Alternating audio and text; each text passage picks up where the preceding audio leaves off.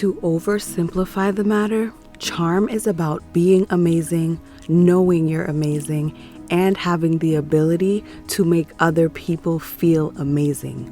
You've got to be able to do all three. Hi, ladies. Welcome back to the feminine universe. I am always so happy to have you here. There are certain traits in life that are kind of easier to explain or to quantify. Things like intelligence or kindness or strength. But a quality like charm just seems to be a little more elusive. All you know is that you get this feeling where you feel like, I like this person, but I can't put my finger on why. Charm transcends more obvious, tangible traits, all while remaining just beneath the surface, never making itself too obvious or blatant. And where things like conventional beauty or physical strength may fade with age, you can be charming for life. There's a reason why people have paid obscene amounts of money for finishing schools and why most finishing schools have charm on the syllabus, whether they call it that or not. It's because charm is universal. It applies to every part of life. And when you're charming, the opportunities, the business deals, the romance, and the favors are all but guaranteed. So today, we are going to remove some of the secrecy and do a comprehensive breakdown, honestly a bit of a masterclass on charm, what it is, why it works, and how to actually be more charming so that you can get the benefits in every area of life. So let's get started. So firstly, what is charm? There's an easy answer and a not so easy answer. I will put the definitions as well as my own little formula for charm up on the screen. As a noun, it's the power or quality of giving delight or arousing admiration.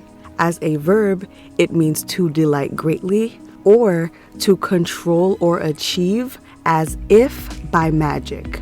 Again, it's simple, but it's not. Charm absolutely has an otherworldly quality about it, and I want to break down how to master this formula.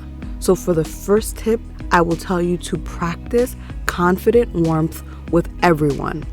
The absolute first thing to do to be more charming is to practice being warm with everyone. I'm talking little kids, grandparents, men, women, bosses, co-workers, janitors, and so on. There are several reasons why this is so important. Firstly, the more you do something, the better you get at it. And that helps you get to a place where you are no longer acting charming, but where you truly become charming. Secondly, the more you do it, the more it will come across as natural and genuine.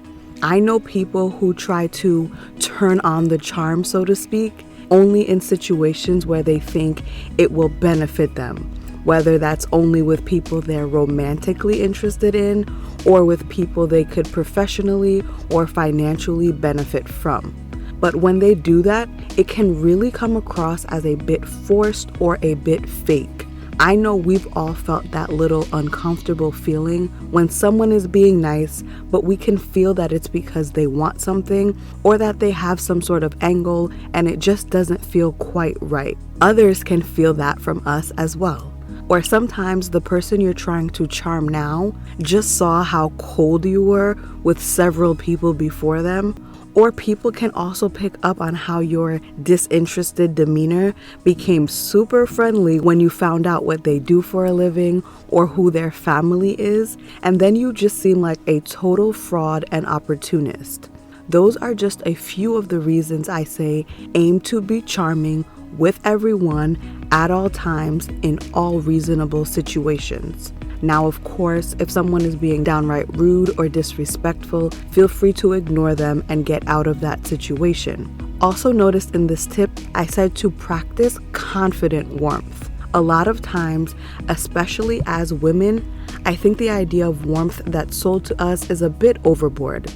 It's either very extra and over the top, or you can almost become overly flattering or supplicant, like you're beneath the person. Don't overdo it. Nothing kills charm faster than those two things: coming across like you have an agenda or coming across as needy. One of the components that many people are missing to be charming is coming across like they know they're amazing. Someone will have all these amazing qualities, but still have that, "Do you like me? Please like me" energy. And that lack of confidence kills the charm aspect instantly. Aside from the golden rule, confident warmth can be embodied by the simple sentence my dad always said to me growing up: "You're no better than anyone, and no one is better than you. Move accordingly." My next tip is to be above average or choose greatness. After hearing that line, I know you might think that I'm about to tell you to do the absolute most. But because society is where it is right now, and so many people are fine with the bare minimum, it takes significantly less than it used to be above average. Now let me say, there's nothing fundamentally wrong with being average. Average is adequate, it's good enough, it's satisfactory. But by default, average is not memorable. One of the synonyms for average is actually unremarkable. Now, on the contrary, we absolutely do remember charming people, and that's because whether consciously or unconsciously, they are or they've chosen to be above average or out of the ordinary in some way. Simply put, if you want to be great, you have to do great things. For example, when it's very average and the norm to wear sweatpants everywhere and not to put effort into your appearance, choose to be above average and put in a little effort to your appearance. Make sure your hair is done, that you are highlighting your best features, that you are just well put together. When it's the norm not to speak to human beings right in front of you, be it your neighbors or coworkers, saying good morning or asking how it's going will be above average. The simple things these days take you to the next level. It's kind of sad, but we can use it in our favor. The next tip I have is to cultivate your aura and your energy. Okay, now this one honestly could be a whole video on its own, and I can do that if you'd like, but we'll abbreviate it for now. Having an aura is absolutely about being authentic, but it takes that authenticity to another level. It's about really leaning into who you are and exuding that outwardly as well. So both the physical and personality aspects are combined to create an aura that is uniquely you. The easiest way to capture and explain this is to put a few women up on the screen and let you see the thoughts and associations that instantly come to your mind. So as you think about cultivating your own aura and energy, think about, yes, the physical side, like what's your look? What are your signature things? But also think about, what are you known for, or what do you want to be known for? What do people come to you for? What energy do you bring when you step into a room? Are you fun? Do you always have jokes and playful teasing going on? Do you bring an uplifting aura? Are you full of positivity and compliments and always looking on the bright side? Do you bring that superhero energy or aura that makes people feel like everything is going to be okay when you're on their side? Do they think she always has a plan? She always has answers? Not only is this authentic aura or energy attractive because you come across as knowing yourself and being comfortable in your own skin, but also because it gives people permission to be their most authentic selves. In the presence of this confident, self-assured person, I feel like I can be confident and self-assured as well. And who doesn't want that? The next tip is to master small talk and conversation. I know that there are going to be a few groans on this one. As an introvert with ambivert tendencies, I get it. I really do. I used to hate small talk. But understanding the why behind why small talk was really important, it made a huge difference in how I view it. Humans are social creatures, so it is natural to seek out connection.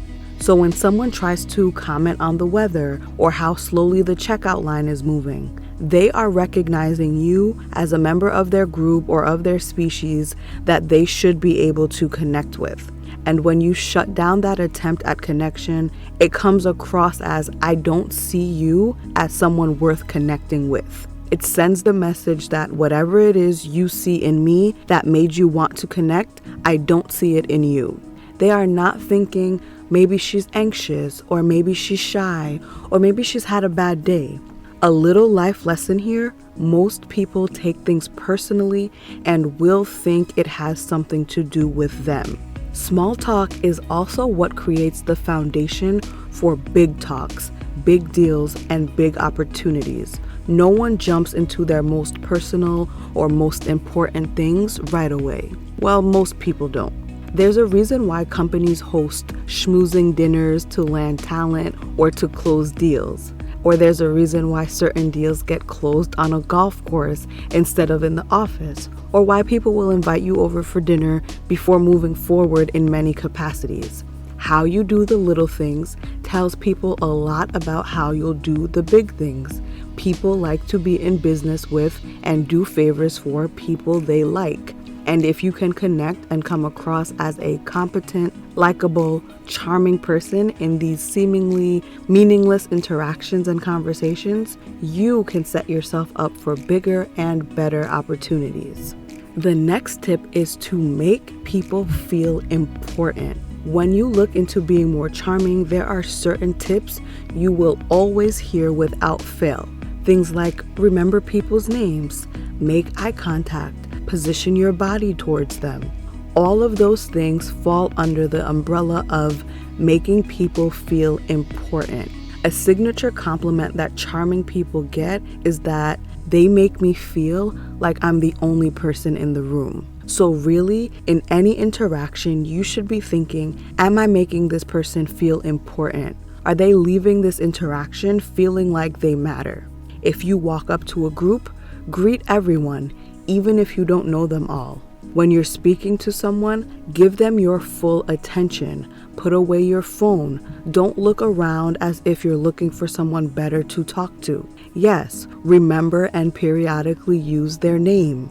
Ask about their family, their pet, their hobby. If they previously told you they had a big event coming up, ask how it went the next time you see them. Pay people genuine compliments, one-on-one and in front of others.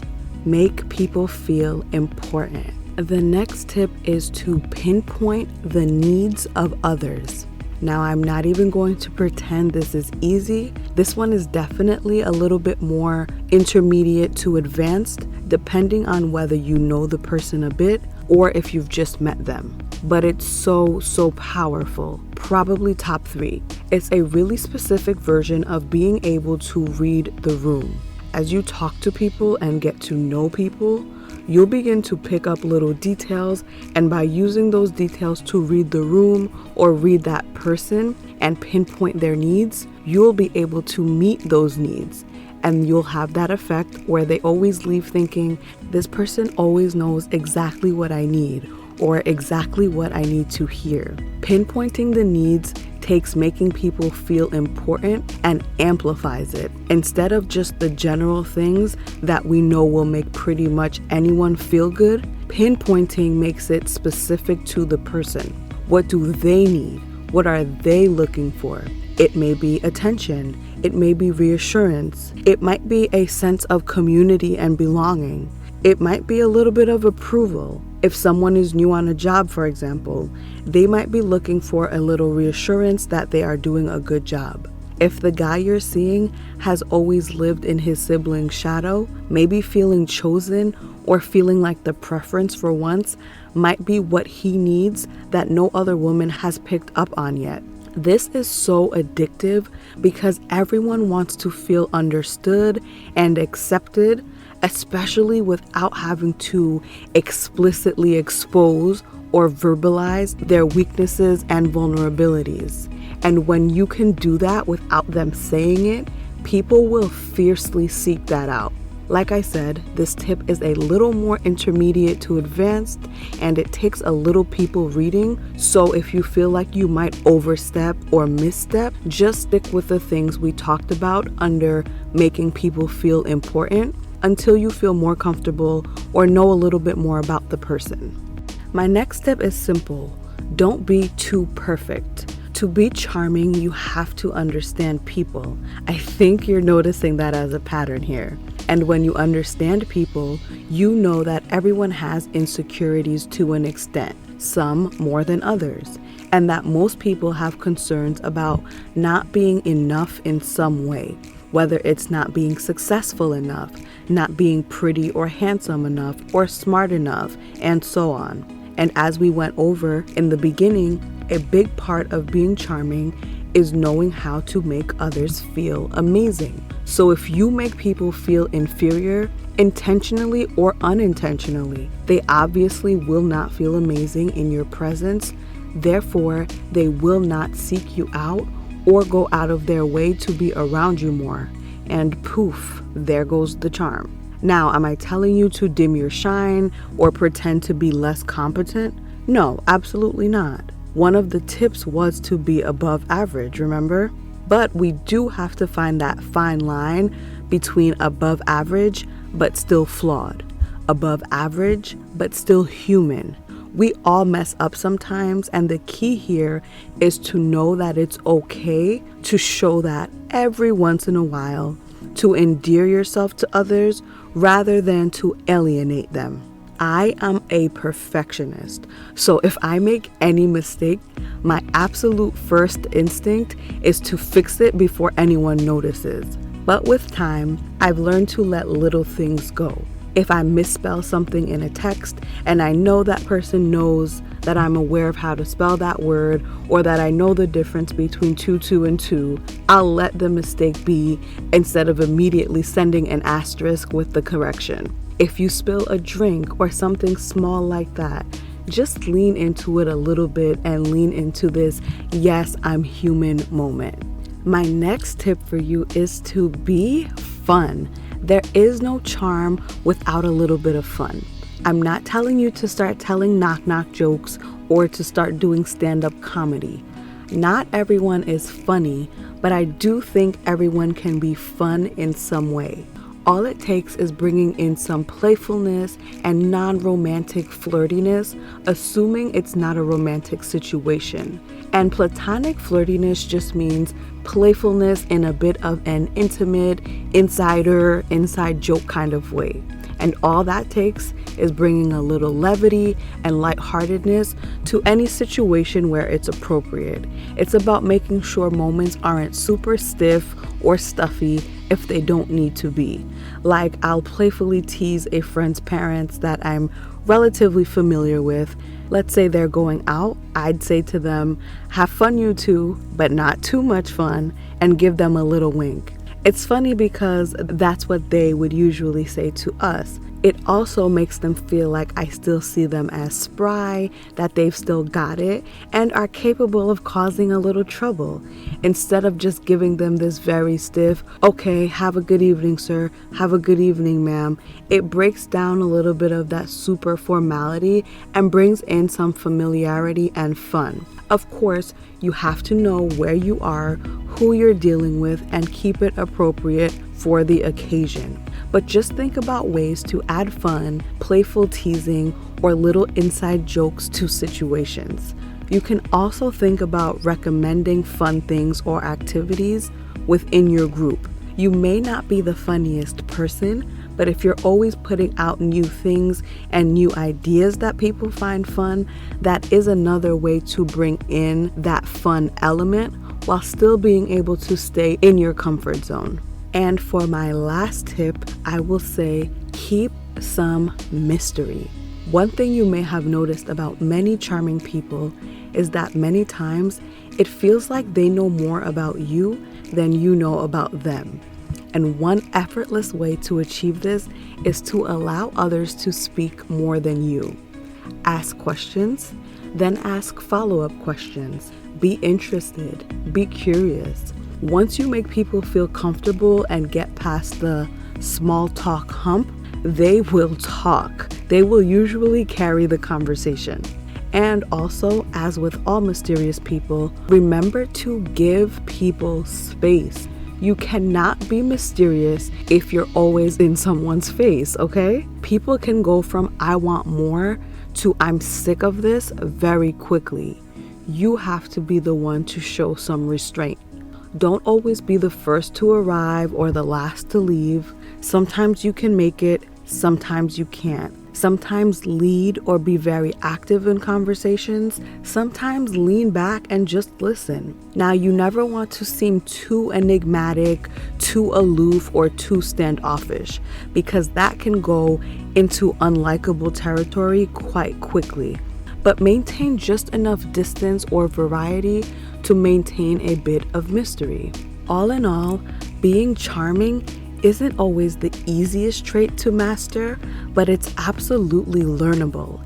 And if you choose to be great and implement some things that are a little above average, I promise you will see people going out of their way to be around you and to give you what you want so that they can have more of you in their life. So go out there and be your most charming self. Until next time, ladies, stay feminine, stay focused, and have fun.